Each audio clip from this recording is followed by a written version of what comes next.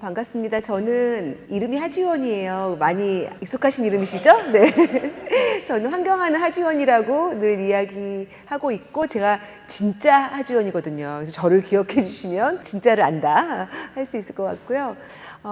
오늘 이제 제가 작년에 우리 베스지 만나면서 굉장히 열심히들 들으셔서 되게 열기에 놀랬고, 지금 ESG 관련된 전반적인 거를 하실 건데, 저는 그 중에서 특히 ESG가 처음 나오게 된 이유는 레리 핑크 회장이 투자받고 싶으면 지구 열받게 하지 마, 이렇게 이야기를 했잖아요. 그렇게 해서 한국에 이제 이게 막 소개가 되고 붐이 됐는데, 결국 ESG에서 E도 있고 S도 있고 G도 있지만, 이제 사실 이게 더 불붙게 된 거는 이제 E로 시작을 했고, 그래서 저는 오늘은 이제 기후변화의 관점에서 우리 원우님들을 만나보려고 그래요. 사실 ESG 전체가 전문가인 사람은 아무도 없어요.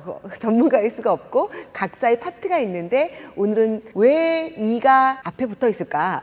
그리고 요즘 사람들이 환경에 대해서 많이 관심이 있고, 회사도 그거를 안 하면 할 수가 없는 거예요. 심지어 최근에 제가 e스포츠 관련된 이제 회의들 하면서, 거기에도 이제 전 세계의 게임 회사들조차도 어떻게 이걸 친환경적으로 할 것인가에 대한 이제 관심이 굉장히 높거든요. 그렇게 해서 왜 모든 분야의 환경이 스며들었을까? 이런 관점으로 오늘 함께 하도록 하겠습니다. 제가 YTN 라디오에서 한 3년 동안 방송을 했거든요. 하지원 에코라이프라고. 그 방송한 걸로 책을 이제 엮은 거예요. 중요한 게 뭐냐면, 세상을 바꾸는 즐거운 습관이라는 데가 포인트가 있어요. 환경 문제를 마치 지구를 위해 내가 참고 북극곰을 살리기 위한 것이다 그러면 계속하기가 어려워요. 그런데 이게 기가 막힌 거는, 회사도 지속 가능하게 해주지만 내 수명도 연장시켜줘요. 그래서 지금 수명은 많이 연장됐지만 건강 수명은 연장되지 않았다고 하거든요. 우리가 마시는 공기의 문제, 물의 문제, 먹는 거의 문제들과 다 연결되어 있어서 더 건강하게 살 수 있는 것과도 연결된다. 그래서 나한테 좋아야지 즐겁게 계속할 수 있거든요. 그래서 회사한테도 좋고 개인적으로 좋다. 이제 이런 관점으로 오늘 좀 보시게 되지 않을까 싶습니다. 제가 간단히 좀 제 소개를 좀 해드리고 싶은데, 저는 NGO를 이끌어요. 에코맘 코리아라는. 근데 단 한 번도 제가 NGO라는 일을 하게 될 줄 몰랐어요. 그리고 NGO가 뭔지도 몰랐어요. 아마 지금도 잘 모르시는 분들도 있을 수 있는데, 저희는 비영리 기구고 뭔가 더 사회에 공익적인 일들을 하기 위한 건데, 저는 2007년도에 UN 기후변화 회의에 처음 참석을 하러 갔어요. 일주일 내내 어떻게 하면 에너지를 조금 쓸까? 어떻게 하면은 일용품을 안 쓸까? 이런 거에 대해서 190여 개국의 사람들과 모여서 회의를 했거든요. 근데 그 현장도 너무 에어컨이 세가지고 막 쇠타 입고 있어야 되고, 나가면 일용품이 천진 거예요. 이거 뭐지? 놀러 왔나? 이제 이런 생각이 들었어요. 근데 제가 자세히 살펴보니까 거의 190여 개국에서 공무원분들이 많이 오셨어요. 근데 이분들이 다 똑똑하고 훌륭한데 내가 환경을 하는 사람은 아니야. 그러니까 나의 라이프 스타일과 별개로 이제 일을 하는 거죠. 근데 환경이라는 게 머리로만 알면은 바뀔까요? 사실은 머리로 하는 것과 행동이 연결돼야 되는데, 그게 안 되고 있구나. 그래서는 세상이 바뀌기가 어렵겠구나. 그런 생각을 그때 처음 하게 됐어요. 그래서 저는 어떻게 하면은 사람에게 알고 있는 걸 행동하게 할 수 있을까? 그 힘이 무엇일까 되게 고민을 많이 했는데, 선생님들은 어떤 거라고 생각하세요? 사람의 행동을 일으키는 원천이 뭘까? 저는 그때 춘향이가 생각이 나더라고요. 춘향이한테 변사또가 돈도 많고 권력도 세니까 사랑하라고 그러면 머리로는 계산이 되잖아요. 근데 사랑하기 안 되거든요. 그래서 저는 행동을 일으키는 원천은 마음이구나. 마음이 움직여야 예쁜 말도 나가고 맛있는 것도 해주고 싶고 이러잖아요. 제가 그때 한 40쯤 넘었을 때인데, 막연히 나는 앞으로 사람의 마음을 움직이는 일을 해야 되겠다 라고 결심을 했어요. 어떻게 마음을 움직이지? 막 제가 얻은 답이 뭐였을까요? 마음을 움직이는 원천. 많은 분들과 고민을 하고 얘기를 했는데, 첫 번째 결론은 어른의 마음을 움직이기 어렵다. 어른들 마음은 움직이기 어려워요. 제가 한 남자만 탁 하면 움직일 수 있을 수도 있는데 어려운 거예요. 결국은 마음으로 움직이는 가성비 좋은 움직임은 청소년이라는 생각을 하게 됐고요. 그건 교육이다. 교육을 통해서 마음이 움직이고 가치관이 바뀌면 행동이 바뀐다라는 생각을 하게 됐어요. 그래서 제가 학교도 아니고 제가 교육자도 아니니까 저는 어떤 분을 찾아갔어요. 누구 찾아갔을까요? 저는 서울 살았기 때문에 전 교육감님 찾아갔어요. 교육감님한테 환경교육을 해달라. 중요하다 그랬더니 이분이 본인도 너무 중요하게 생각하신다는 거예요. 그런데 문제는 첫 번째, 환경 과목이 없대요. 그래서 가르칠 수가 없다. 두 번째, 환경을 가르칠 교사가 없대요. 환경 교사가. 세 번째, 돈이 없대요. 그래서 결국은 못 하시겠다는 결론인 거죠. 그래서 제가 이거 어떻게 해야 되지 고민을 하다가 그때 제가 서울시에서 일할 때라 서울시 예산을 많이 만들었어요. 그래서 대한민국 최초로 한이랑 경이랑이라는 환경 교과서를 대한민국 최초로 만들게 됐고 정말 최고의 필진들을 모시고 교과서를 만들었어요. 교과목이 없으니까 모든 교과의 지문을 활용해서 만들었는데 어느 날 제 아이가 초등학교 입학을 했고 밤에 열심히 공부를 하고 있어서 봤더니 그 책을 하고 있는 거예요. 제가 너무 좋잖아요. 뿌듯해가지고 재밌니? 아이가 뭐라 그러냐면 엄마 우리는 한 번도 배워본 적이 없어요. 맨날 숙제만 내줘요. 이러는 거예요. 숙제 좋아하세요? 숙제 좋아하시는 분 한번 손 들어보세요. 우리 숙제 싫잖아요. 그래서 이야 이거 큰일 났다. 이게 역효과가 나는구나. 환경은 숙제 지겨운 거. 와 큰일 났다. 너무 걱정이 되는 거죠. 돈 쓰고 바보짓 하는구나. 이런 생각이 드는 거죠. 근데 교사들을 만나봤더니 교사들이 너무 일이 많아요. 그런데 중요하다고 생각해. 그래서 숙제라도 내주시는 거예요. 그래서 제가 팔자에 없는 NGO를 하게 된 거는 학교를 도와야 되겠구나. 환경교육을 함께 해야 되겠구나. 내가 서포트를 해야 되겠다. 그래서 사실은 NGO가 이렇게 힘든 건지 미리 감사님 만났으면 내가 그때 안 했을 건데 그때는 잘 몰랐을 때라 제가 용기를 가지고 시작을 했어요. 그래서 어쨌든 저희가 지금 작년까지 25만 명을 저희 프로그램을 통해서 졸업을 시켰고요. 지금 MZ세대들이 굉장히 좀 다르다 느끼실 거예요. 회사에서도 좀 다르거든요. 거기에 일조했다고 생각을 하고 있습니다. 저희가 좀 특별한 거는 유엔에서도 유엔 환경계, 유넵이 이제 환경을 주도하고 있는 유엔 본부인데 저희가 유넵의 국내 유일한 파트너 NGO예요. 이게 저희가 잘나서 그런 게 절대 아니라 환경교육을 하려고 NGO를 만들었는데 다 바쁘대는 거예요. 학원 갈 시간도 부족한데 무슨 환경을 하냐. 국영수 시험도 안 본다. 그래서 유엔과 함께 해야지 그나마 좀 관심을 갖겠구나. 그래서 엄청 힘들었지만 일단 파트너가 됐고 아마 그 ESG 하시는 분들은 1% 폴더 플래닛이라고 파타고니아가 만든 재단이 있어요. 매출의 1%는 환경 NGO에 기부한다는 재단인데 저희가 파트너 NGO이기도 합니다. 그리고 자체적으로 ESG 생활연구소도 있고요.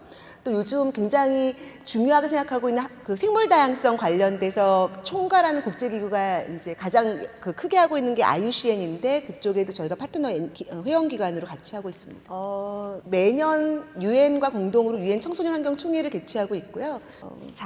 코로나 때 그 온라인에서 만났거든요. 오프라인에서 못 만나가지고요. 바라던 바다라고 비긴 어게인 팀들 아시죠? 비긴 어게인 팀들이 저희를 위해서 노래를 헌사해줬고 그 전에 코로나 첫 해에는 김태현 선생님이 이제 태현 선생님의 논리 나잇이라는 노래를 온리 얼스로 이렇게 바꿔가지고 하여튼 이렇게 재밌게 아이들과 함께하는 프로그램도 계속 진행했고요. 작년에 했던 피포지 행사들이고 그래서 저는 결국 이런 일을 하고 있는데 이 일이 뭐냐면 우리가 거울을 보면서 와 나 피부 좋아 나 잘생겼네 이제 우리가 아침마다 그러실 건데 바로 뒤통수에는 이런 끔찍한 일이 벌어지고 있는 거죠. 한 뼘 뒤에. 근데 이건 못 보는 거예요. 보이는 내 얼굴만 보는 거죠. 사실 환경이 지금 그렇거든요. 어쩌면 이게 우리 기업에도 내 삶에도 나도 모르게 스물스물 되는 게 너무나 많은데 그렇게 하고 있는 게 되게 많죠. 그래서 이거를 깨닫게 하는 게 저의 몫이고 또 여기에서 저와 함께 하시는 선생님들께서 이제 기업에서 이걸 또 깨닫게 하는 역할을 해주시기를 바랍니다. 제가 몇 가지 퀴즈를 좀 내볼게요. 작년에 구글에서 대한민국 사람들이 검색한 단어 중에서 가장 상승률이 높은 거, 과거보다 그 전해보다 가장 많이 검색한 상승률이 높은 단어 10가지를 발표를 했거든요. 그래서 작년에 웬만한 사건들은 다 있어요. 우크라이나, 이태원 사고, 카타르 월드컵까지 있는데 2위가 뭐였을까요? 미세먼지 아니에요. 코로나는 그 전에 작년에는 거의 끝날 때쯤이라 상승률은 안 들어가고요. 2위는 드라마. 작년에 엄청 유행했던 드라마가 있었어요. 앞으로 하나 뒤로 하나 이름이 똑같은? 네, 맞아요. 그래서 두 번째는 이상한 변호사 우영우가 나왔거든요. 1위가 뭐였을까요? 1위. 환경 나왔습니다. 환경. 또 ESG. 또 황사. 사실 다 지구온난화 다 연결돼요. 가장 많이 검색한 상승률 1위로 올라간 거가 기후변화였어요. 놀랍죠? 근데 생각해보세요. 요즘 산불이 굉장히 많이 났거든요. 작년에 특히 엄청 많이 났는데 산불의 원인이 뭐라 그래요? 요즘은 담배꽁초라고 안 하고 기후변화라 그래요. 우리 어렸을 때 검정 종이에다 돋보기를 이렇게 내리쬐면은 불이 없어도 탔죠. 지금 자연이 그렇거든요. 비도 안 오고 너무 가물어서 엄청 말라 있어요. 거기에 뜨거운 태양이 내리쬐니까 타거든요. 거기에 불꽃이 하나 붙었다? 그러면 난리 나는 거죠. 그래서 기후변화돼. 또 작년에 엄청나게 비가 많이 왔잖아요. 강남도 엄청 비가 많이 왔고 그 다음에 포스코도 비 때문에 잠겼어요. 근데 이것도 뭐 때문이야? 기후변화 때문에 기상이변이 왔다는 거예요. 그리고 코로나 아까 말씀하셨잖아요. 코로나의 원인도 지금 기후변화라고 이야기를 해요. 왜냐하면 기후변화 때문에 생태계에 문제가 생겨서 사람하고 동물이 같이 걸리는 인수공통 감염병이 지금 점점 늘어나고 있다는 거예요. 최근 20년 안에 지금 나온 감염병의 70% 이상이 인수공통 감염병이에요. 메르스도 마찬가지고. 그래서 이것도 기후변화 때문이다. 그래서 문제만 생기면 다 기후변화 때문이래. 이렇게 되는 거죠. 그래서 상승률이 많이 올라간 게 아닌가 싶어요. 자, 얘는 어떤 의미일까요? 얘는 요거 많이 보셨죠? 요 마크가 뭐 어디서 보셨어요? 우리 캔을 마시거나 페트병을 먹거나 할 때 이렇게 이게 재활용 마크예요. 그래서 이건 리사이클 됩니다라는 마크거든요. 근데 이 포스터는요, 리사이클보다 재활용보다 한 수 위인 거야. 한 수 위인 거는 재사용이에요. 재활용과 재사용이 다른 거라는 거를 좀 아셔야 되는데, 재사용은 다시 또 쓰는 거예요. 근데 재활용은 형태가 바뀌어요. 얘를 녹여가지고 잘라가지고 뽑아가지고 뭐 엄청난 에너지들이 들거든요. 근데 얘는 이런 거예요. 1982년도랑 2010년도랑 날짜가 똑같대요. 그러니까 또 사지 말고 또 달력 만들지 말고 그냥 쓰세요. 이런 뜻이거든요. 그러니까 우리가 환경 문제를 끝단만 생각을 하는 경향이 있어요. 쓰레기만 잘 분리배출하면은 나는 환경을 잘하는 사람이야 생각을 하는데, 사실은 만들면 다 쓰레기가 돼요. 결국은 엄청 사고 쓰레기만 분리배출하는 거는 환경이 아니라는 거죠. 그리고 이걸 만들 때 또 엄청난 자원이 들잖아요. 그래서 필요한 것만 만들고 쓰는 게 중요하다라는 메시지를 담고 있어요. 얘는 어떤 의미일까요? 얘는 이 총이 뭐예요? 총은 사람을 죽이는 거죠. 근데 이 총처럼 사람을 죽이는 얘가 있어. 얘가 뭐죠? 얘가 뭔가를 태울 때 나오는 연기죠. 이런 연기도 결국은 총처럼 사람을 죽이는 역할을 한다라는 포스터예요. 그럼 보세요. 어디에서 연기가 날까요? 자, 오늘 내가 한 활동 중에 연기 난 거 한번 생각해 보세요. 운전하면서 자동차에서 연기가 나죠. 지금 말씀하신 거. 또 어디서 연기가 나나요? 우리 지금 오늘 이 공간에서 지금 빔도 쏘고 에어컨도 쏘고 하면서 전기를 쓰죠. 이 전기도 발전소에서 석탄을 태우면서 나오는 전기를 쓰거든요. 여기서 연기가 또 엄청 나오겠죠. 또 아마 물건 같은 사신 분들 있으실 거예요. 물건을 사려면 물건이 공장이 돌아야 되죠. 그럼 공장이 돌려면 거기도 엄청난 에너지가 또 들어가겠죠. 음식을 먹는 것도 마찬가지죠. 아침에 세수하는 거, 그 깨끗한 물, 다 엄청난 깨끗한 물을 만들기 위해서 에너지가 들거든요. 다 그럴 때 연기가 나와요. 에너지가 사용되는 모든 곳에는 연기가 나온다고 쉽게 생각하시면 되거든요. 그게 다 나의 삶인데 걔가 이렇게 사람을 총처럼 죽이는 역할을 한다는 거예요. 스물스물. 이걸로 인해서 요즘 최근 굉장히 문제가 된 거가 음식을 할 때도 연기가 나죠. 조리를 할 때 음식을 구울 때도 연기가 나거든요. 그래서 최근에 학교의 조리사가 2년 전에 처음으로 폐암으로 산재 인정을 받았어요. 지금 50명의 산재 인정을 받았어요. 폐암으로 지금 벌써 여러 명이, 2년 새 여러 명이 돌아가셨거든요. 근데 이게 조리사만의 문제가 아니에요. 지금 여성들이 폐암 환자의 90% 이상이 비흡연자다라고 이미 국립암센터에서 이야기를 하고 있고, WHO에서는 2010년도에 요리를 할 때 나오는 연기가 발암물질이라고 이미 발표를 했어요. 그래서 사실은 그 삼겹살을 막 구워 먹고 할 때 나오는 연기가 삼겹살 1kg 정도 구워 먹은 3인분인데 그게 담배 한 1000개 피 먹는 거랑 똑같다고 지금 이야기를 하고 있어요. 그리고 미국 캘리포니아 환경청에서 나온 발표 자료를 보면은요, 햄버거 한 장을 구울 때 나오는 그 에미션이 대형 덤프 트럭이 230km를 달릴 때 나온 거하고 똑같다는 거예요. 엄청나죠? 근데 이게 이미 다 과학자들 나온 건데, 이런 그 특히 요리에서 나오는 연기가 무서운 이유는 뭐냐면, 미세먼지 아까 나왔잖아요. 미세먼지라는 건데, 미세먼지도 큰 게 있고 작은 게 있어요. 그게 작은 거를 보통 초미세먼지라고 하잖아요. 근데 요리에서 나오는 미세먼지는 초초초 미세먼지예요. 굉장히 작아요. 보통 PM2.5라고 하는 초미세먼지보다 더 작은 PM1.0 이하가 많아. 너무 작아서 머리카락의 초미세먼지가 보통 30분의 1인데 걔는 60분의 1, 70분의 1이니까 보이지도 않는데 그게 온 혈관을 타고 움직여요. 그래서 아기들한테 굉장히 나쁘지만, 폐암에도 나쁘지만, 의사들이 더 걱정하는 거는 협심증이나 뇌졸중이나 혈관을 타고 움직이기 때문에 심혈기관 질환이 나쁘고 치매에 굉장히 안 좋다는 거예요. 그래서 지금 생명은 다 20, 30년을 누워서 치매로 이런 게 많은 게, 우리가 담배는 안 필 수 있지만 밥은 안 먹을 수 없잖아요. 이게 굉장히 위험한 거예요. 미국은 이미 법이 생겼고요. 올해부터 환경부에서 앞으로 10년 동안 대기환경 계획을 냈는데 조리시설을 이제 포함시키는 걸로 발표를 했어요. 그래서 이제 집에서는 어떻게 해야 될까요? 후드 켜고 창문 여는 게 굉장히 중요하고요. 지금 국제적으로는 어떻게 움직이고 있냐면, 미국은 이미 그렇게 도입을 했는데, 자동차의 매연 저감 장치가 DPF라는 그런 식으로 해서 이제 기름을 걸러내는 것처럼 요리의 유증도 걸러낼 수 있는 이제 그런 것들이, 기술이 이제 개발되고 있어요. 그래서 또 연기가 나쁘다라는 얘기를 해드리고 싶고, 그다음에 특히 실내에 있는 연기가 있고 실외에 있는 연기가 있잖아요. 뭐가 더 나쁠까요? 실내가 나빠요. 근데 미세먼지가 왔습니다, 외출하지 마세요, 이런 말을 많이 하거든요. 근데 실내가 더 나빠요. 실내가 내 코로 들어오고 입으로 들어가는 게 실내가 훨씬 많겠죠. 실내에 있는 미세먼지가 실외보다 100배에서 1000배 내 폐로 도착할 확률이 높다라고 이야기를 하고 있거든요. 근데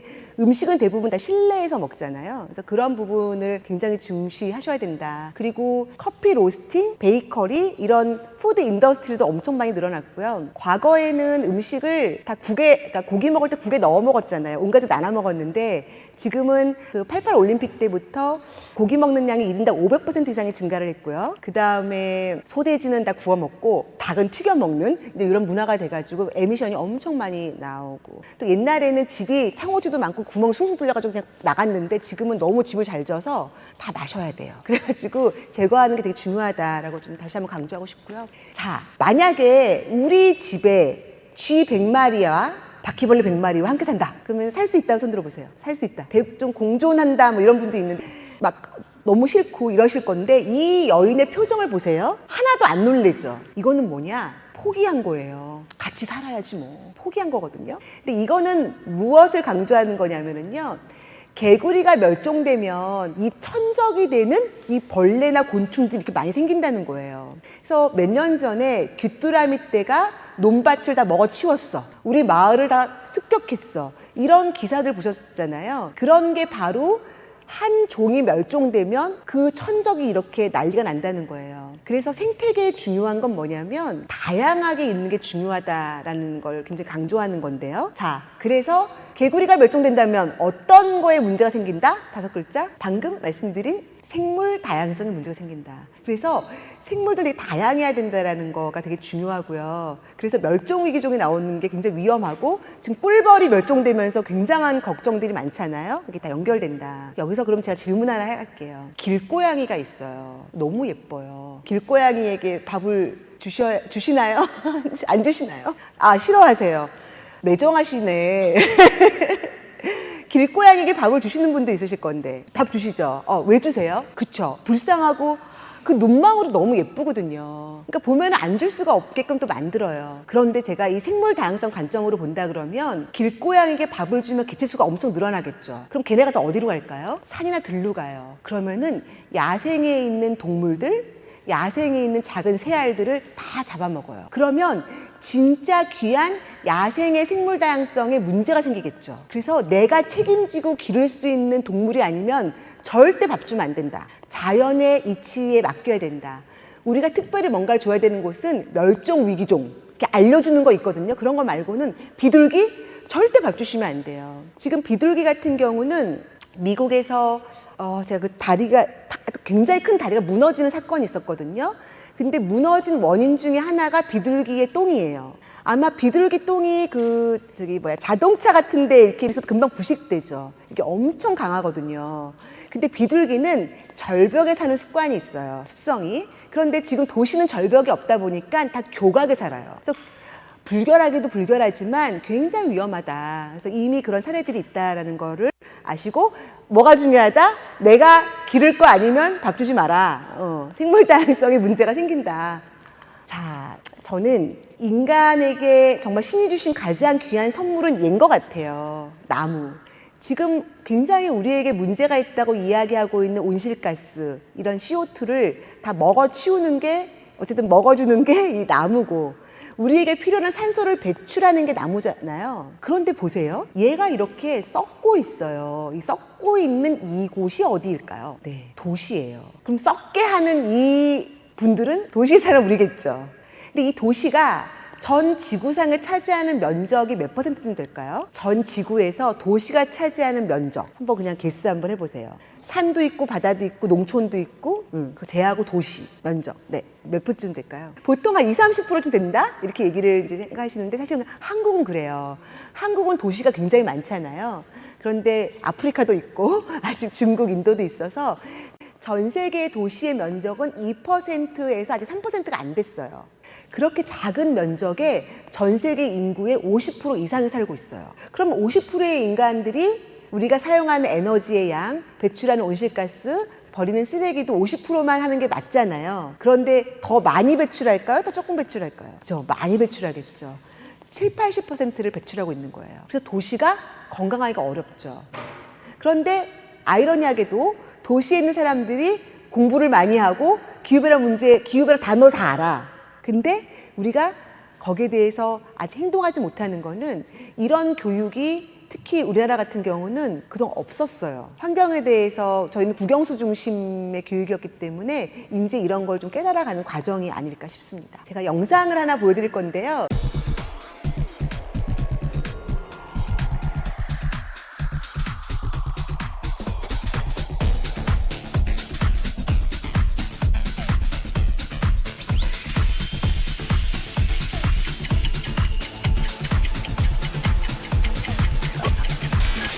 얼마 전에 홍대 무신사 테라스에 갔는데 아직 6월밖에 안 됐는데도 너무너무 날씨가 더워서 탈진해버린 저는 커피 한 잔 마시며 무신사 테라스에 놓인 빈백에 누워 여자친구한테 말했습니다. 내가 여름 군번이었는데 20대 초반에는 아무리 더워도 멀쩡했거든. 근데 지금은 이제 조금만 더워도 어지럽고 피곤해지네. 날이 가면 갈수록 더워지는 걸까? 아니면 내가 나이를 먹어서 그런 걸까?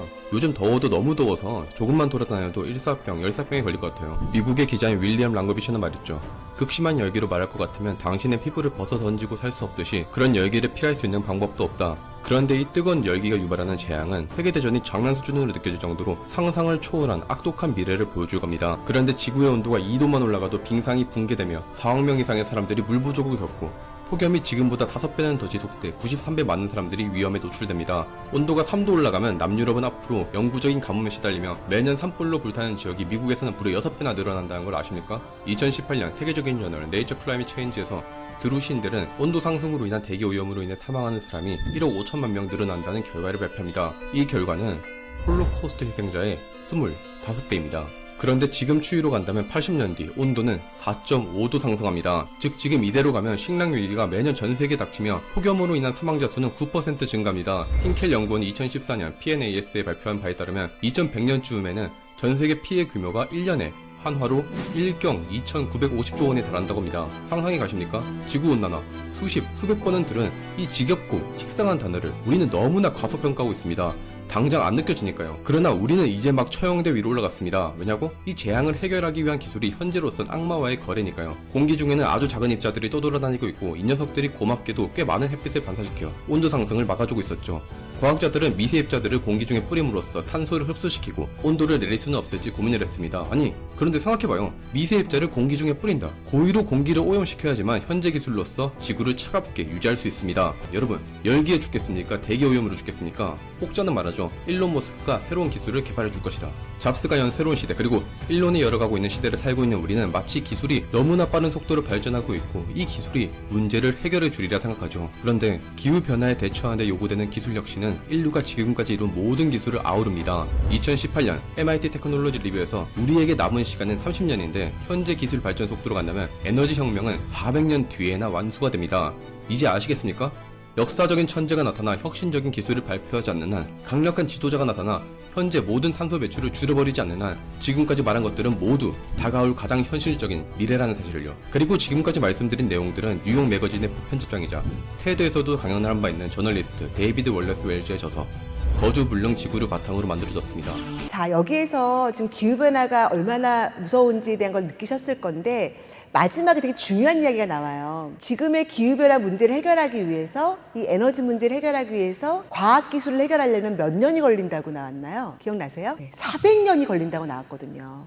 우리는 2050년까지 탄소 중립? 뭐 과학이 해결하겠지. 뭐 CCUS가 다 포집해 주겠지. 이렇게 생각을 하는데 지금의 속도로는 400년 걸린다는 거예요. 그렇기 때문에 우리가 남이 해줄 거야 라고 그냥 기다리고 있으면 안 된다. 뭐 우리는 어떻게든 살아갈 수 있겠지만 진짜 우리 아이들의 미래는 없을 수 있거든요. 이미 이제 과학적으로 나와 있는 상황이기 때문에. 자, 이게 제가 이코노미스트 잡지에서 지금 가져온 사파인데요. 누구랑 싸우고 있죠? 지구랑 코로나랑 엄청 싸우고 있는데 지금 이 링 안에 아직 들어오지도 않으신 이 힘세 보이는 이분이 누구세요? 태양 같지만 여기 빤스를 보시면 뭐라 그럴지 보면은 기후변화라고 지금 써 있잖아요. 이 기후변화가 지금 링 밖에서 우리 딱 쳐다보고 있어요. 링 안에 들어오면은 다 죽는 거예요. 지금 링 밖에서도 이미 산불이며 폭우며 기상이변이며 뭐 여러 가지 노티스를 우리가 주고 있거든요. 이 안으로 들어오는 순간은 뭐냐? 지구가 1.5도 이상 이제 올라가 버린 거예요. 그러면 그때는 우리가 아무리 노력해도 돌이킬 수 없는 상황이 올 거라고 얘기를 하는 거거든요. 그러니까 지금은 아직 1.5도 안 돼서 바깥에 있는 거예요. 자, 그러면 제가 여기서 질문을 하나 드릴게요. 이거 하면 아마 석사 이상의 이제 과정이라고 생각하시면 되는데, 뉴스에 많이 나오잖아요. 지구가 자꾸 뜨거워지고 있다. 뜨거워지고 있다라는 거는 사람처럼 사람이 아프면 열이 나죠. 그것처럼 지구도 아프면 열이 나거든요. 뜨거워지고 있는데 그 온도가 1.5도보다 더 올라가면 안 된다는 거예요. 그렇다면 여기서 질문. 그럼 1.5도라는 건 뭐보다 1.5도 이상 오르면 안 된다는 걸까요? 뉴스에서 그 얘기는 안 해. 1.5도만 얘기하지 뭐보다 올라가 이 얘기는 안 하는데 이거를 이제 아시면 딱 직원한테 질문하는 거지. 체온보다 1.5도. 또 다른 의견. 해수 온도보다 1.5도. 또 다른 의견. 지금 엄청난 답이 나왔어요. 자, 이렇게 한번 보세요. 지구가 왜 뜨거워지기 시작했을까요? 지구는 원래 안 뜨거웠거든요. 지구를 뜨겁게 만드는 이 온실가스라는 녀석들이 뭐 때문에 나오죠? 아까 뭔가를 태울 때 나온다 그랬죠. 석탄이나 석유를 태우면서 지구를 뜨겁게 하는 온실가스라는 녀석들이 막 나왔단 말이에요. 근데 언제부터 지구가 이런 자원을 쓰기 시작했죠? 그게 산업혁명 때부터인 거예요. 그래서 1.5도라는 건 뭐냐면 산업혁명 이전보다 1.5도씩 이상 오르면 안 된다. 이거 아는 사람 별로 없어요. 그래서 그거를 꼭 아시면 좋겠고요. 근데 이미 1.2도가 올라와 있어. 우리에게 남은 시간은 0.3도밖에 없어요. 그래서 지금 우리가 진짜 뭔가 해야 돼요. 다보스 포럼에서는 매년 우리를 위협에 빠뜨리는 리스크 10가지를 발표하거든요. 근데 이미 몇 년 전부터 리스크 10가지 중에 6가지가 다 환경 문제예요. 한번 읽어볼게요. 다 같이 한번 읽어볼게요. 시작.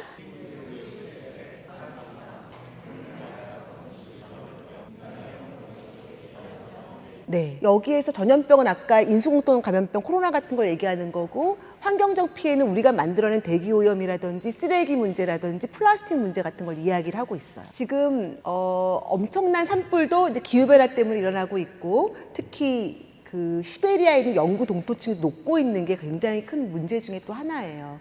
여기에서 또 생물종들이 많이 죽고 멸종되고 있습니다. 지금 이게 이라크의 사와호수인데 혹시 가보신 분이 있을지 모르겠어요. 전 가보지 않았는데 여기가 엄청 아름다운 휴양지예요. 그래서 이 호수 옆에가 다 호텔로 빽빽히 있거든요. 그래서 신혼여행지로도 뭐 그냥 1등인 장소인데요. 이게 17년도의 사진인데 작년 5년 뒤의 사진은 사라졌어요. 지구상에서 사라졌어. 물이 하나도 없어졌어요. 이 도시는 이 호수가 아름다워서 엄청 관광으로 먹고 사는 그런 지역이었는데요. 이 물이 자꾸 없어지니까 가물어서 비가 안 오고서 증발만 되는 거예요. 그러니까 호수가 생명인데 큰일 났잖아요. 그러니까 지하수를 파가지고 지하수에 있는 물을 다 끌어올렸어요. 어떻게든 물을 채우려고. 그래야 관광객이 올 거니까. 그 지하수의 물까지 써버리고 나니까 어떻게 돼요? 그냥 지구상에 사라져버렸어요. 5년 만에 이렇게 되는 사태가 기후변화 사태이고, 이걸 부추긴 거는 인간들이 더 욕심을 내고 지하수를 다 펐기 때문이에요. 근데 우리가 지금 지하수 엄청 많이 그렇게 막 쓰고 있거든요. 뭐에 쓰고 있나요? 생수를 우리가 엄청 많이 먹고 있죠. 사실은 수돗물이 훨씬 생수보다 건강하거든요. 생수는 지금 우리가 먹는 미세 플라스틱을 가장 많이 먹는 소스가 생수예요. 물고기에서 나오는 것들보다 100배 이상 많은 게 생수고 그 안에 엄청 많이 있고요. 나머지는 별로 신경 안 쓰셔도 돼요. 그리고 만약에 여러분들이 생수 사장님이시다. 그러면 얘를 비싼 창고에다가 잘 보관해서 배달시키시겠어요? 야적장에 그냥 이렇게 놓으시겠어요? 어디다 놓으시겠어요? 야적장에 놓으시겠죠. 왜냐면 너무 부피도 크고 창고값이 좀 비싸다 그러더라고요. 그러면은 야적장에 놨을 때 엄청난 태양이 이 플라스틱을 통과하니까 얘가 뜨거워서 녹으면서 환경 호르몬이 엄청 나와요. 돈 주고 발암물질 계속 환경 호르몬 먹고 미세 플라스틱 먹고 이렇게 하는 거죠. 그래서 일주일에 우리가 신용카드 한 장 분량을 먹는다고 얘기를 하는 거예요. 그래서 돈 쓰고 바보짓 하지 마셔라 강조하고 싶습니다. 이 물이 얼마나 귀하고 중요한 거냐면은요. 읽어볼게요. 시작. 흰색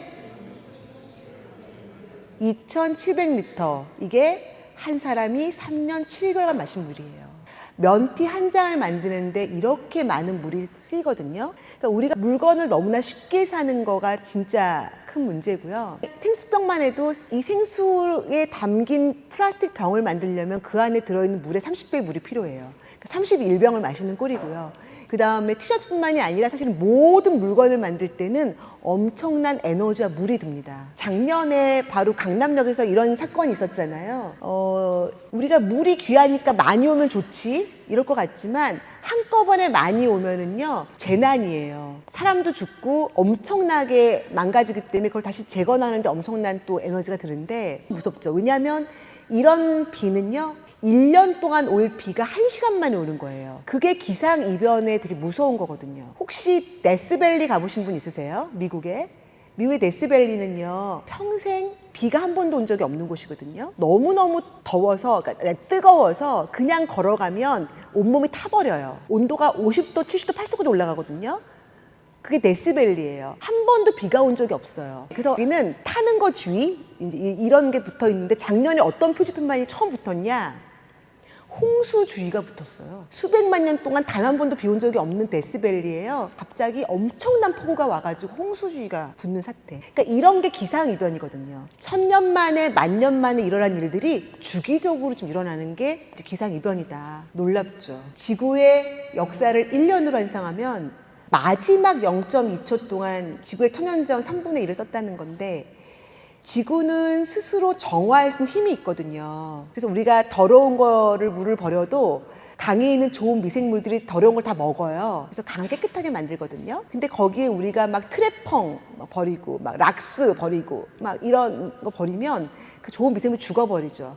그럼 이제 물이 썩기 시작하는 건데 우리가 너무나 많은 자원을 너무 짧은 시간에 한꺼번에 쓰다 보니 지금 지구가 이렇게 뜨거워지고 문제가 생긴 거죠. 그래서 기후변화가 일어난 건데 여기 보시면 마지막 0.2초가 언제부터 지금까지 시간일까요? 지구가 뜨거워지기 시작한 언제부터? 그렇죠. 아까 나왔던 산업혁명 시대부터 지금까지가 0.2초라는 거예요. 우리가 그 이전보다 1.5도씨 이상 오르면 안 된다는 거죠. 그래서 우리는 1.5도씨 이상 올라가면 안 되기 때문에 우리가 2050년 탄소 중립을 이야기하지만 앞으로 10년 안에 지금의 배출량 반 이상을 줄여야 된다는 거예요. 개인도 줄여야 되지만 회사가 이게 굉장히 큰 숙제죠. 지금 모든 회사들이 요즘 뭐 스콥 1, 2, 3부터 해서 모든 우리가 만드는 과정이나 드는 자원뿐만이 아니라 그 앞단에서 원료를 제공하는 회사, 내가 판 이후에 소비자가 사용하는 것까지의 모든 에너지를 다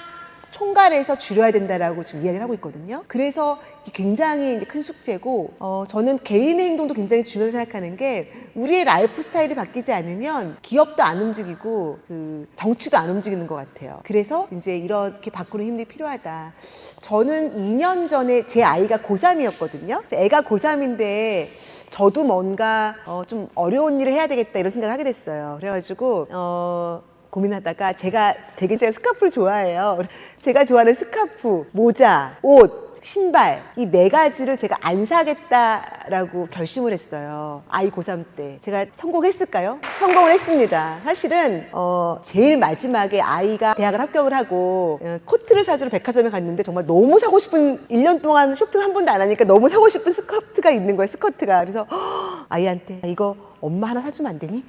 제가 근데 아이가 제 손을 꼭 붙었더니 엄마 후회하실 거예요. 그래서 제가 끝까지 결국 안 샀는데 너무 안 산 게 잘했고, 저는 그냥 안 사는 게 쉽지 않잖아요. 그러니까 일단은 인터넷이나 이런 거를 안 봐. 그런 쇼핑몰 같은 거 안 보고 세일할 때 붙을 때 안 가요. 그러니까 시간이 굉장히 제가 많이 생기고 돈도 이제 남고 이런 되게 좋았는데, 홈쇼핑 같은 거 저 안 보고 되게 오래됐거든요. 그러니까 홈쇼핑은 무조건 물건을 사게 해요. 선수들이에요. 필요 없는 물건 엄청 사게 해요. 이제 그런 것들을 좀 컨트롤하는 힘이 필요한 것 같아요. 그래서 결론적으로 제가 이제 경영 패러다임이 굉장히 바뀌고 있다. 지금 경영 패러다임이 사실은 이게 새로운 개념은 아니에요.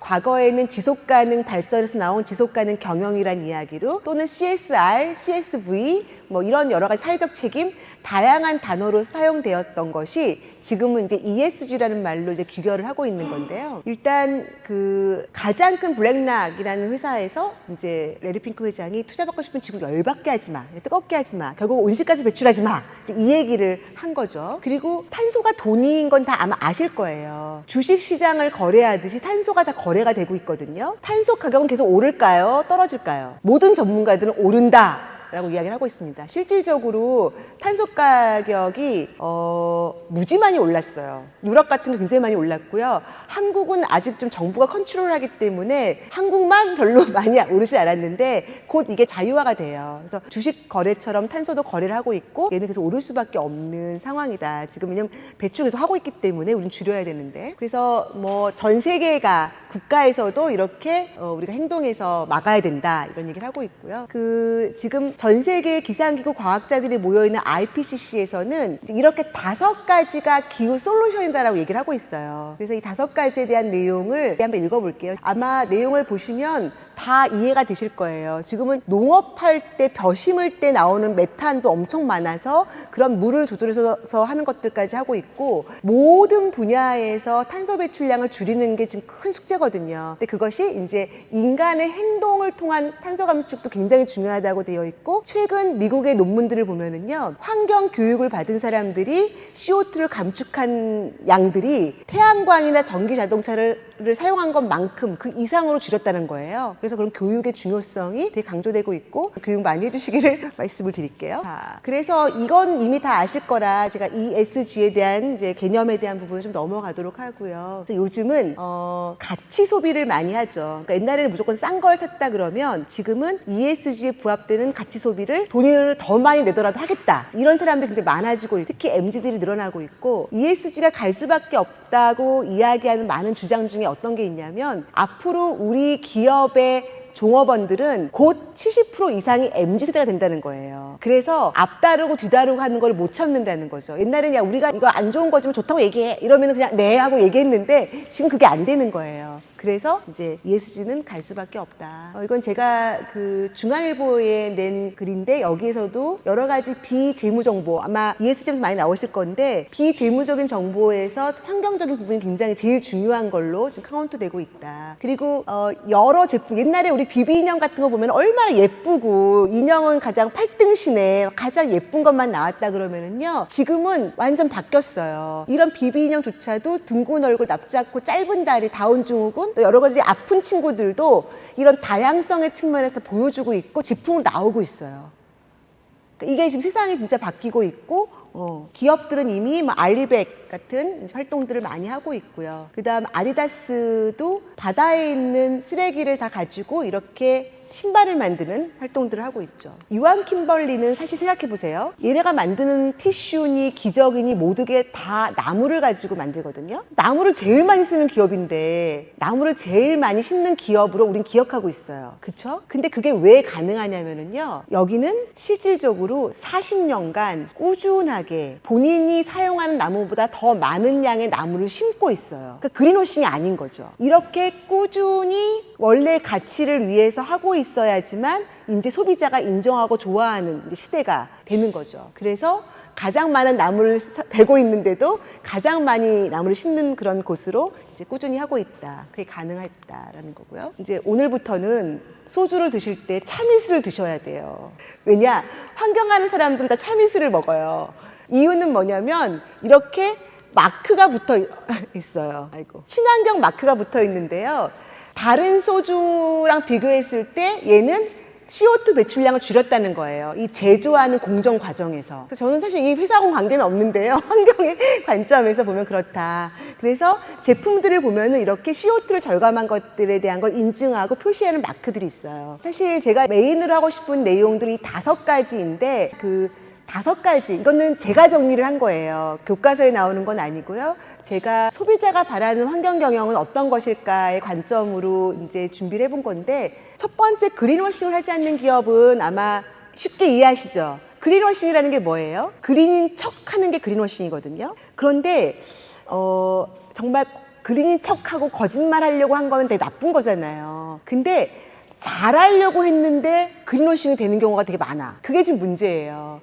열심히 잘하려고 했는데 나름 조사해서 했는데 알고 보니 그린워싱으로 문매를 맞거나 이런 경우도 생기거든요. 예를 들면 사탕수수 페트병이 있어요. 생수로. 옥수수로 페트병을 만들어요. 자, 이런 건 환경에 좋은 걸까요? 나쁜 걸까요? 당연히 사탕수수나 옥수수의 페트병은 썩잖아요. 그래서 어떻게 이제 광고가 되냐면 이거는 일반 플라스틱이 아닙니다. 얘는 다 썩어서 자연으로 돌아갑니다 라고 이야기를 하거든요. 그런데 이걸 조금 더 깊이 있게 들여다보면은 얘를 지금 따로 배출하는 시스템이 있나요, 없나요? 사탕수수 페트병도 앞에 있는 택을 떼면 똑같죠. 페트병하고 사탕수수나 옥수수랑 똑같고 투명하거든요. 얘를 따로따로 수거해가는 시스템이 없어요. 그래서 얘랑 섞이면 오히려 재활용을 방해해요. 따로 가져가지 않으면. 또 하나는 이런 사탕수수나 옥수수는 59도 이상의 땅에서 9개월 이상 있어야지 썩거든요. 전 세계에 그런 땅이 없어요. 실험실에서만 썩는 거예요. 그렇다면 지금은 시기상조인 거죠. 따로 수거를 해 가든지. 응? 그래서 지금은 그렇게 하면은 돈 엄청 들였는데 지구엔 별로 좋은 게 없는 거죠. 그런 식으로 이제 되게 환경이 좀 깊이 있게 가야 될 것들이 많아서 이제 이미 이건 아실 거예요. 종이인 줄 알았더니 아래 플라스틱이 있어요. 그린워싱의 대표적인 거고 여기도 클린 디젤이라고 했는데 엄청나게 온실가스 배출을 하면서 이제 됐고 석탄 발전소인데 앞에다 친환경 석탄 발전소란 말을 마서 친환경이라는 말을 막 붙이는 거죠. 그래서 이런 거를 지금 유럽에서는 못 붙이게 해요. 어떤 물건에도 친환경 쓰지 마라. 그 다음에 막 스타벅스는 뭐 하나를 환경적인 것처럼 하지만 사실은 엄청나게 많은 텀블러를 자꾸 예쁜 거 만들어서 사게 하고 뭔가 굿즈를 만들어서 10원을 줄이고 10,000원어치를 더 쓰게 하는 이런 구조, 그게 더 많은 탄소를 배출하게 하는 구조들이 있는 것들에서 굉장히 문제제기가 많이 되고 있죠. 이제 그린워싱의 유형들이 나와요. 이렇게 보시면은 아, 얘는 여기에 속하는구나라는 거 좀 알 수 있으실 거예요. 잘하고 있는 아디다스조차도 그린워싱의 사례로 지금 나오고 있잖아요. 이렇게 아까 7개 유형별로 좀 구분해 놓은 건데 그거로 좀 보시면 좋을 것 같아요. 이거는 너무 중요한 거죠. 온실가스를 감축시키는 게 지금 제일 중요한 미션이잖아요. 기후변화를 막기 위해서는. 그래서 실질적으로 온실가스를 감축시키는 탄소 중립을 실현하고 있는 기업이 되게 중요하다. 탄소 중립이라는 뜻을 한번 좀 얘기를 해볼게요. 네, 보통 탄소 중립을 나오는 게 플러스면 마이너스 시켜서 0 만들겠다라고 얘기를 많이 해요. 그런데 지금 그럴 수 있는 기술이 없어요. CCS, CCUS 이런 것도 포집하겠다고 하는데 뭐 어느 세월이 될지 모르겠어요. 뭐 그거 진짜 엄청난 지금 언제 될지 모르는 일이거든요. 결국은 배출하는 것 자체를 최대한 줄이는 게 제일 중요한 거예요. 줄이고 그럼에도 불구하고 어쩔 수 없이 나오는 거를 이제 마이너스 시키라는 건데요. 만약에 여기에 오실 때 걸어오신 분 제일 좋겠죠. 그다음 자전거, 그다음 버스, 지하철, 그다음에 카풀, 그다음 혼자 자동차, 그다음 비행기 이런 순이잖아요. 그러니까 뭔가 내가 선택을 할 수가 있거든요. 그 선택을 온실가스를 적게 하는 걸 선택하는 거죠. 이게 빨리 행동하는 게 중요한 거는 얘 때문에 더 그래요. 배출된 온실가스의 대기중 수명은 몇 년? 100년이에요. 한 번 CO2가 배출되면은 100년 동안 머무르기 때문에 무슨 기술로 하루아침에 뚝딱 없앨 수가 없는 거죠. 이렇게 많이 우리가 연간 배출하고 있는데 제일 많이 배출하는 게 뭐예요? 제조업이죠. 우리가 물건을 사는 거고요. 전기는 이렇게 쓰는 전기, 기르는 거를 한번 유심히 보셔야 되는데 우리가 먹는 모든 거, 사냥해서 나는 오늘 닭 잡아 먹었어요 이런 사람 있어요? 그렇죠? 농업이든 수산업이든 축산업이든 다 기를 때 엄청난 에너지가 들어요. 그래서 먹는 것 자체도 안 남기는 것도 중요하지만 처음부터 조종하는 게 굉장히 중요하고요. 이게 또 놀라운 사실인데 우리나라가 연간 플라스틱 사용량이 전 세계 1위예요. 그리고 더 기가 막힌 건 뭐냐면 플라스틱을 사람들이 두려워하는 이유는 뭐가 되기 때문이다? 미세 플라스틱이 되기 때문이잖아요. 근데 우리나라가 전 세계의 미세 플라스틱이 제일 많은 해안가가 어디죠? 조사를 했더니 2위가 인천, 경기, 3위가 낙동강 하구가 나왔어요. 전 세계에서. 왜냐하면 한국이 또 일회용 플라스틱을 전 세계 1위로 제일 많이 써요. 그러면 이게 만약 플라스틱이면 얘는 미세 플라스틱 되려면은 500년 좀 걸릴 거예요. 그런데 스티로폼, 물티슈, 그다음에 얇은 비닐봉지, 플라스틱 컵 같은 거는 6개월 이내에 미세 플라스틱이에요. 그렇기 때문에 미세 플라스틱 양이 너무나 많이 늘어나고 있는 거죠. 자, 이거는 소고기보다는 돼지고기, 돼지고기보다는 닭고기, 닭고기보다는 채소가 지구에 좋다. 아시겠죠? 지금 이건 유럽에서 이제 유통기간이 얼마 안 남은 이제 음식들이 있잖아요. 그게 유통기간이지 상하는 건 아니거든요. 그런 것들을 모아서 아주 유명한 셰프들이 요리를 해서 판매하는 이런 레스토랑들이 또 굉장히 유행을 하고 있어요. 세 번째는 제조에서 끝나는 게 아니라 내가 사용하는 과정에서의 건강도 챙길 수 있는 게 중요하다. 요 얘기를 좀 잠깐 할게요. 미국은 이미 이게 법으로도 관리가 되고 있는데 우리는 아직은 좀 미흡한 상황이에요. 예를 들면은 항균 비누 같은 경우는 사실 필요 없는, 그러니까 그냥 바로 되어 있는 비누 쓰면 되는데 5배씩 더 비싼 항균 비누를 쓰면은요, 손에 있는 좋은 세균까지 다 죽여버려요. 그래서 사실은 필요 없는 거, 되게 독한 거를 굳이 쓰고 있는 거죠. 그래서 항균, 이런 멸균, 이런 것들, 살균 이런 단어가 들어가는 거는 화학물질 있다고 생각하시면 돼요. 그래서 별로 굳이 하실 필요 없고, 안전한 거는 태우거나 끓이는 거 말고 나머지는 다 화학물질이다 생각하시면 되겠고요. 이거는 되게 쉽죠. 소비자도 환경 경영에 동참하게 해주는 기업, 어떤 기업이 있을까요? 예를 들면은 당근마켓, 내가 동참할 수 있죠. 중고물품 살 수 있잖아요. 그 다음에 여기는 빨대 뺐소. 그래서 빨대를 아예 빼서 팔아. 내가 그러면은 딱 할 때부터 동참할 수 있죠. 이게 또 플라스틱 없앤 김들 나오고 있잖아요. 그 다음에 트래시 버스터즈는 일회용 컵 대신에 다회용 컵 쓰기도 하고요. 마지막은 제품의 전 과정을 고려하는 기업인데요. 이 전 과정을 기업하는 게 아마 누군가 이제 ESG 강의에서 분명히 나올 건데, 이 전 과정이라는 거는 사람이 태어나서 어린이가 되고 어른이 되고 결국 사망하잖아요. 그런 생애 주기가 있듯이 제품도 생애 주기가 있어요. 그래서 제품이 탄생할 때 얼마나 원료를 조금 쓰는지, 그리고 그게 더 지구에 별로 나쁘지 않은지, 그리고 그게 유통되죠. 유통되는 과정이 멀리서 올 경우랑 가까이서 올 때 뭐가 더 좋겠어요? 가까이서 오는 게 더 CO2 발생 좋겠죠. 그다음에 사용하는 과정에서, 그리고 마지막에 폐기하는 과정, 이런 전 과정에서 우리가 이런 제품의 생애 주기 관점에서 봐야 된다라는 이야기를 해드리고 싶어요. 그래서 이렇게 LCA 관점에서 요즘은 와인을 만들 때도 제일 처음에 포도를 심는 과정에서부터 마지막에 포도 와인 나오는 그 끝 단까지 해서 포장하는 과정까지 전 LCA 과정을 가지고, 특히 유리병까지도 재활용이 가능한 유리로 생산하고, 이렇게 전 과정을 보는 것들이 이제 모든 영역에서 이루어지고 있습니다. 제일 중요한 거, 이제 ESG를 우리가 뭐 하나 하면 ESG야 이렇게 생각하시면 안 되고요. 이 세 가지 관점에서 보셔야 되거든요. 사용하는, 구입하는 자원의 총량, 배출하는 쓰레기 총량. 오늘은 이 세 가지만 꼭 기억하시면 될 것 같아요. 그래서 우리 집에서도, 내가 속한 조직에서도, 기업에서도 이 세 가지 관점에서 보셔야 ESG를 실천할 수 있고 기후변화를 막을 수 있다라고 보실 수 있겠습니다. 이제 팔짱 한번 껴보실래요? 팔짱? 팔짱 한번 껴보세요. 팔짱 끼셨죠? 네, 팔짱 끼셨죠? 반대로 한번 껴보세요. 반대로. 막 지금 했다 막 이러시는데 이상하다. 막 좀 이상하죠? 희한하게 팔짱 끼면 우리가 맨날 했던 대로 계속 끼게 돼요. 별거 아닌데도 반대로 끼려고 그러니까 약간 불편하죠. 약간 이상하고. 하지만 끼게 되잖아요. 그렇죠?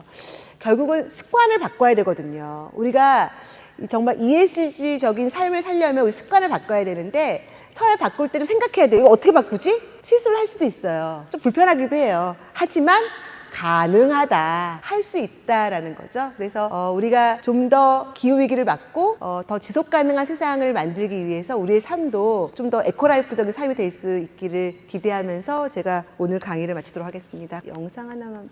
세상을 바꾸는 즐거운 습관. 원래 막히는 월요일은 대중교통을, 불의 날 화요일은 에너지 절약하기, 물의 날 수요일은 물을 아껴서 쓰고, 나무의 날 목요일은 일회용품 안 쓰기, 자원의 날 금요일은 분리수거를, 흙의 날 토요일은 우리 농산물 먹고, 태양의 날 일요일은 빨래는 빨랫줄에, 월화수목금토일 세상을 바꾸는 즐거운 습관.